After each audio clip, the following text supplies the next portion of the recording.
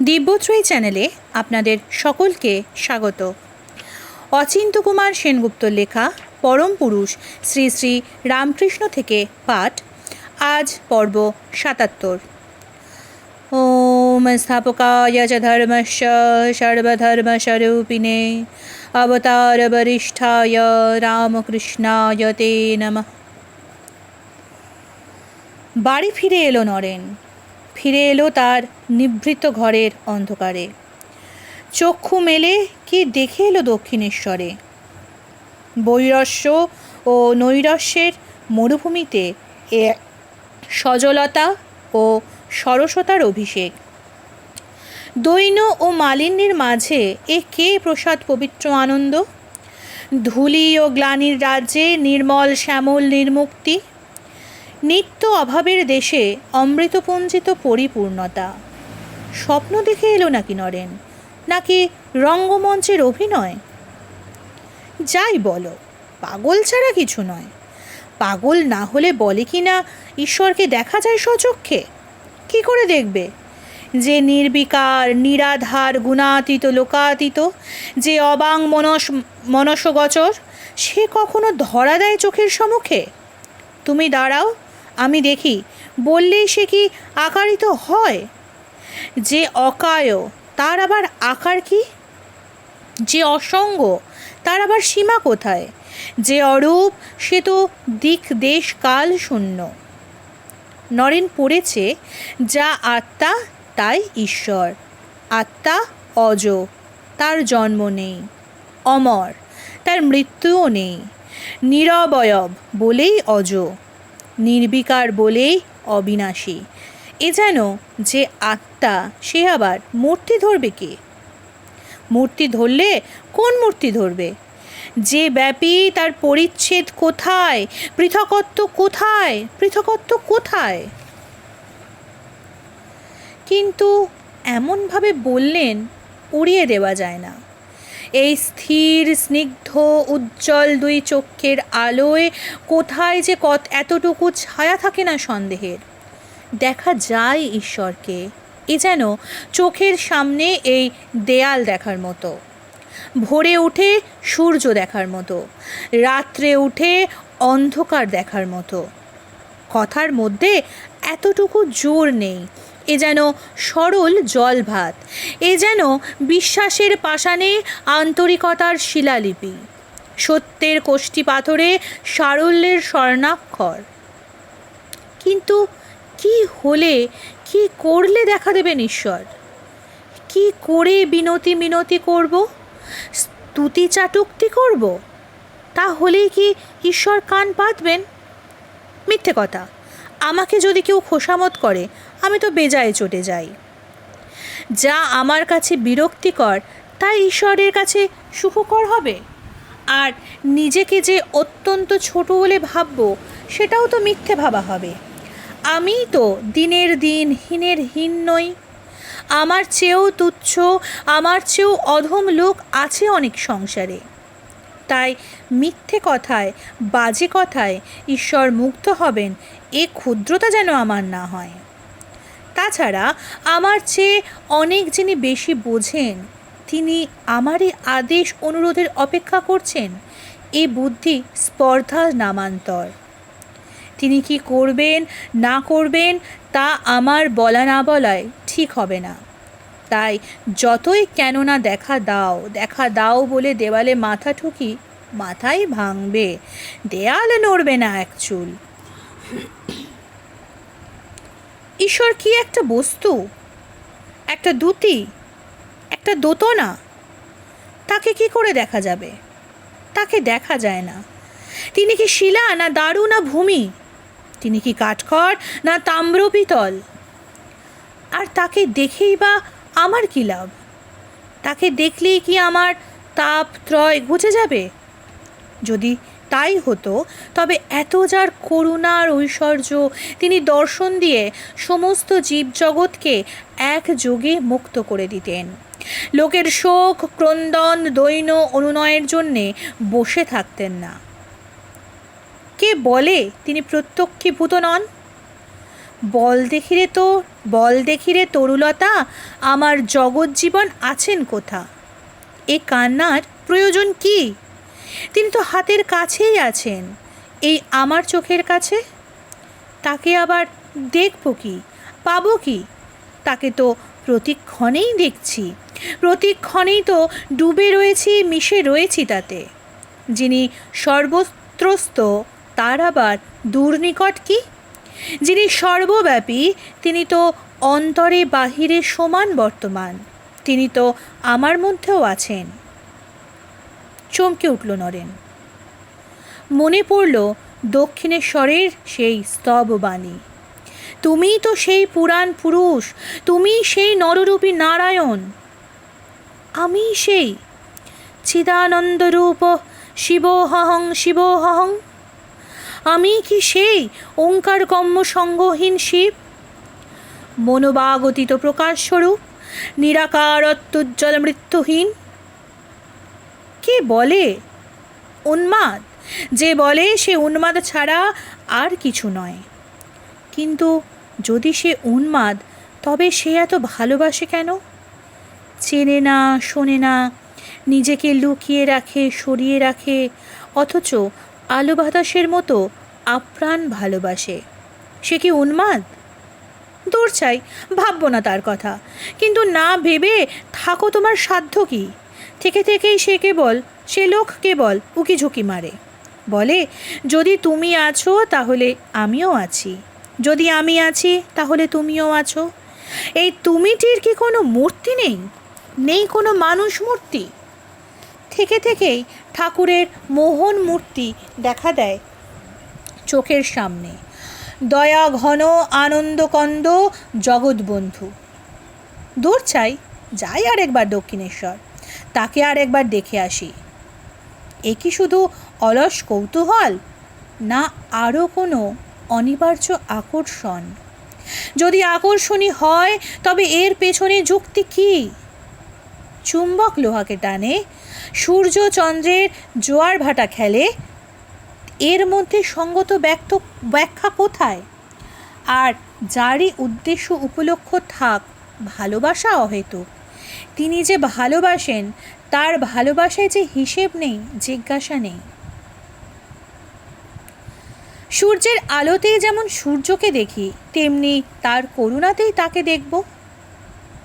মাসখানেক পরে আবার একদিন হাজির হলো দক্ষিণেশ্বরে।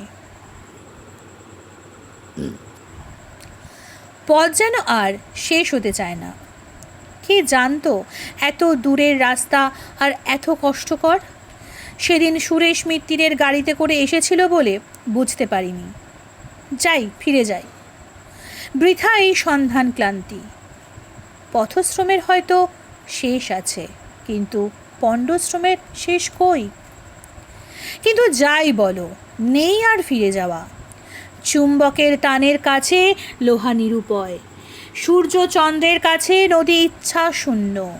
এগতি নিরঙ্কুশ, এগতি কৃষ্ণাকর্ষী। দক্ষিণেশ্বর কোন দিকে যাব বলতে পারেন? আরও উত্তরে যাব, সেখানেই আছেন সেই লোকোত্তর। উত্তর দেবেন সুদক্ষিণ বলে। সেদিনের মতোই ছোট্ট তক্তপোষ্টিতে বসে আছেন রামকৃষ্ণ, যেন কার জন্য অপেক্ষা করে বসে আছে। ঘরে লোকজন নেই, যেন কথা কয়বার লোক নেই সংসারে। উদাস নিরালম্বের মতো চেয়ে আছে শূন্য চোখে, যেন উৎকর্ণ হয়ে শুনছে কার পদধ্বনি। তুই এসেছিস? নরেনকে দেখে আহ্লাদে ফেটে পড়ল রামকৃষ্ণ। আয় আয়, বস আমার পাশটিতে। মুখখানি শুকিয়ে গেছে দেখছি, কিছু খাবি? একটু দূরে কুণ্ঠিত হয়ে বসল নরেন। রামকৃষ্ণ সরে আসতে বলল। তা তোর কুণ্ঠা, কিন্তু আমার অজস্রতা। তুই দূরে বসিস আর আমি সরে সরে আসি। চুম্বকই তো শুধু লোহাকে টানে না, লোহাও ডাকে চুম্বককে। চুম্বকই শুধু লোহাকে টানে না, লোহাও ডাকে চুম্বককে। পাগল না জানি অদ্ভুত কি করে বসে, তারই ভয়ে সংকুচিত হলো নরেন। ঠিক তাই, রামকৃষ্ণ তার ডান পা নরেনের গায়ের ওপর তুলে দিলে। মুহূর্তে কি যে হয়ে গেল বোঝা গেল না। মনে হলো দেয়াল দালান সব যেন মহাবেগে উড়ে চলেছে, বিরাট আকাশের ব্যাপ্তির মধ্যে মিশে যাচ্ছে এই ক্ষুদ্র আমিত্বের অস্তিত্ব। আতঙ্কে বিহ্বল হয়ে পড়ল নরেন।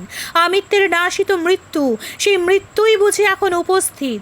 চেঁচিয়ে উঠল নরেন, ওগো তুমি আমার এ কী করলে? আমার যে মা বাপ আছেন। খলখল করে হেসে উঠল রামকৃষ্ণ। তাই আছে নাকি? যখন তোর সঙ্গে প্রথম দেখা হয়েছিল জিজ্ঞাসাও করিনি তোর বাপের নাম কি, তোর বাপের কখানা বাড়ি, আয় আদায় কত? আমার মদ খাওয়া নিয়ে কথা। যেখানে আমার এক বোতলেই কাজ হয়ে যায় সেখানে সুরির দোকানে কত মন মদ আছে সে হিসেবে আমার দরকার কি? নরেনের আর্তস্বর কীরকম যেন লাগলো বুকের মধ্যে। তার বুকে হাত বুলিয়ে দিতে লাগলো রামকৃষ্ণ। স্নেহ স্নাত করুণ কোমল হাত। তবে থাক, এখন থাক, একেবারে কাজ নেই, কাল হবে, আস্তে আস্তে হবে। অমনি নিমেষে আবার সব স্বাভাবিক হয়ে গেল। সেই ঘর, সেই দেওয়াল, সেই সব এখানে ওখানে। তবে এটা কি হয়ে গেল চকিতের মধ্যে? ভোজবাজি? এই কি মন্ত্রতন্ত্র ইন্দ্রজাল? নাকি এই জীবনেই জন্মান্তর ঘটে গেল নরনের? কিছু না হিপনোটিজম জানে লোকটা, তারই প্রভাবে সহসা সম্মোহিত করে ফেলেছে। তাই বা মেনে নিতে মন সায় দিচ্ছে কই? আমি এমন একজন দীর্ঘকায়ের লোক, এত আমার মনের জোর, আমি এত সহজে অভিভূত হয়ে পড়ব? যাকে পাগল বলে ঠাউরেছি হব তারই হাতের পুতুল? কে জানে কি শক্তি ধরে লোকটা। দরকার নেই তার কাছে এসে ভেলকি লাগিয়ে কি অঘটন ঘটায় তার ঠিক কি। অমনি পরমুহূর্তেই মন আমার রুখে দাঁড়ালো। পালিয়ে যাবার কোনো মানে হয় না। লোকটা যদি পাগলই হয় তবে প্রমাণ করতে হবে সেই পাগলামি। কঠিন কঠোর পাথরকে যে এক নিমাষে এক তাল কাদা বানাতে পারে, এক কথায় তাকে পাগল বললেই তার ব্যাখ্যা হয় না। শিশুর অধিক সারল্য, মার অধিক ভালোবাসা, আর ফুলের অধিক সুচিতা, এদের সমাহারে পাগলামের জন্ম হয় এ কখনো শুনিনি। না বিচার বিশ্লেষণ করে একটা শান্ত সিদ্ধান্তে এসে পৌঁছতেই হবে, দাঁড়াতে হবে এ প্রশ্নের মুখোমুখি, করতে হবে এ রহস্যের উন্মোচন। প্রহেলিকা বলে পালিয়ে যাব না, কুহেলিকা বলে আচ্ছন্ন হতে দেব না নিজেকে।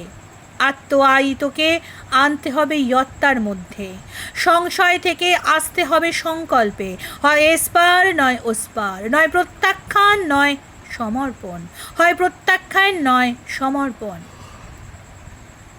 তাই ঠাকুর যখন একদিন বললেন, নরেন্দ্র তুই কি বলিস? সংসারী লোকেরা কত কি বলে, কিন্তু দেখ হাতি যখন চলে যায় পেছনে কত জানোয়ার কত রকম চিৎকার করে, কিন্তু হাতি ফিরেও যায় না। তোকে যদি কেউ নিন্দে করে তখন তুই কি মনে করবি? নরেন্দ্র বললে, আমি মনে করব কুকুর ঘেউ ঘেউ করছে। না, পালিয়ে যাব না, যে যাই বলুক একটা হয় নয় করে যাব। এই পরম অদ্ভুতের স্বরূপ বুঝব ঠিক ঠিক, হটে যাব না, ছেড়ে দেব না।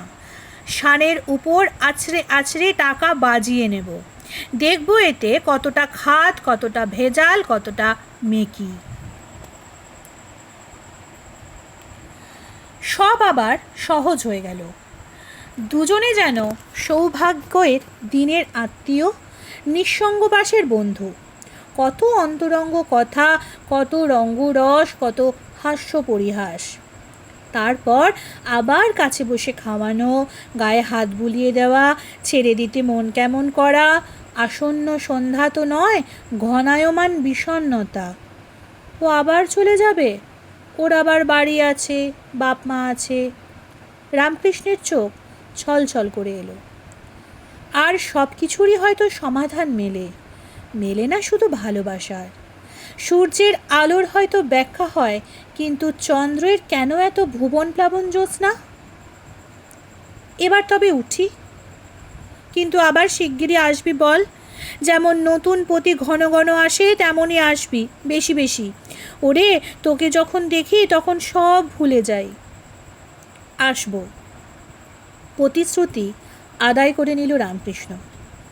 হাজরা বললে, তুমি ছোকরাদের কথা এত ভাবো কেন? যদি নরেন রাখাল নিয়েই ব্যস্ত থাকো তবে ঈশ্বরকে ভাববে কখন? বলরাম বোসের বাড়ি যাচ্ছে রামকৃষ্ণ। মহা ভাবনা ধরল। সত্যি, কথা তো ভুল বলেনি। ওর পাটোয়ারি বুদ্ধি, ওর চুলচেরা হিসেব। সত্যিই তো, যখন থেকে রাখাল নরেন এসেছে তখন থেকে ওদের কথাই তো বুক জুড়ে রয়েছে। মায়ের কথা ভুলে আছি। মাকে তাই বললে রামকৃষ্ণ। মা, এ কেমনতর হয়? তোমাকে ছেড়ে এখন যে কেবল ছোকরাদেরই চিন্তা করছি। হাজরা মুখের ওপর কথা শুনিয়ে দিলে। মা বুঝিয়ে দিলেন তিনিই মানুষ হয়েছেন। শুদ্ধ আধারে তারই বিশদ বিকাশ। ঘোল ছেড়ে মাখন পেয়ে তখন বোধ হয় ঘোলেরই মাখন, মাখনেরই ঘোল। সমাধি দর্শনের পর হাজরার ওপর রাগ হলো। শালা আমার মন খারাপ করে দিয়েছিল। তারপর আবার ভাবলে, হাজরার দোষ কি সে জানবে কেমন করে? তাকে দেখার পর সব তাতেই তাকে দেখা যায়। মানুষে তার বেশি প্রকাশ। তার মধ্যে যারা আবার শুদ্ধ সত্য, তাদের মধ্যে তিনি আরও উচ্চারিত। সমাধিস্থ ব্যক্তি যখন নেমে আসে তখন কিসে সে মন দাঁড় করাবে? তাই তো সত্যগুণী ভক্তের দরকার। ভক্তির এই নজির পেয়ে তবে বাঁচল রামকৃষ্ণ। ভাবসমুদ্র উতলালেই ডাঙায় এক বাঁশ জল। নদী দিয়ে সমুদ্রে আসতে হলে এঁকে বেঁকে আসতে হয়। বন্যা এলে আর ঘুরে যেতে হয় না। তখন নদীতে সমুদ্রে একাকার। তখন ডাঙার উপর দিয়েই সোজা চলে যাবে নৌকো। ভগবানের লীলা যে আধারে বেশি প্রকাশ, সেখানেই তার বিশেষ শক্তি। জমিদার সব জায়গায় থাকেন, কিন্তু অমোঘ বৈঠকখানায় তার বিশেষ গতিবিধি। তেমনি ভক্তই ভগবানের বৈঠকখানা। ভক্তের হৃদয়েই তো তার বিশেষ শক্তির উদ্ভাসন। যেখানে কার্য বেশি সেখানেই বিশেষ শক্তির রূপোচ্ছটা। বুঝলে হে? কেশব সেনকে বলছে রামকৃষ্ণ। যিনি ব্রহ্ম তিনিই শক্তি। যখন নিষ্ক্রিয় তখন ব্রহ্মপুরুষ, যখন কর্মময়ী তখন শক্তি প্রকৃতি। যিনি পুরুষ তিনিই প্রকৃতি, আনন্দময় আর আনন্দময়ী। একটু থেমে আবার বললে, যার পুরুষ জ্ঞান আছে তার মেয়ে জ্ঞানও আছে, যার বাপ জ্ঞান আছে তার মা জ্ঞানও আছে। কেশব একটু হাসল। যার সুখ জ্ঞান আছে তার দুঃখ জ্ঞানও আছে। যদি রাত বুঝি তবে দিনও বুঝেছি, যদি বলি আলো তবে আবার বলবো অন্ধকার। তুমি এটা বুঝেছ? হ্যাঁ, বুঝেছি। মা মানে কি? মা মানে জগতের মা। যিনি জগৎ সৃষ্টি করেছেন, পালন করছেন, যিনি সর্বদা রক্ষা করছেন তার ছেলেদের। আর যে যা চায়, ধর্ম, অর্থ, কাম, মোক্ষ সব দিচ্ছেন দুহাতে। ঠিক যে ছেলে সে মা ছাড়া থাকতে পারে না, তার মাই সব জানে। ছেলে খায় দায় বেড়ায়, অত শত জানে না। কি বুঝেছ? কেশব ঘাড় নাড়ল। আগে হ্যাঁ, বুঝেছি। ওম নিরঞ্জনং নিত্যমনন্তরূপং ভক্তানুকম্পাদ্রিতবিগ্রহং বৈ ঈশাবতারং পরমেশমিড্ডং তং রামকৃষ্ণং শিরসা নমামি। আজকের পর্ব এখানেই শেষ হলো। পরবর্তী পর্ব আসবে আগামীকাল। সঙ্গে থাকুন, সুস্থ থাকুন, ভালো থাকুন। নমস্কার। জয় ঠাকুর।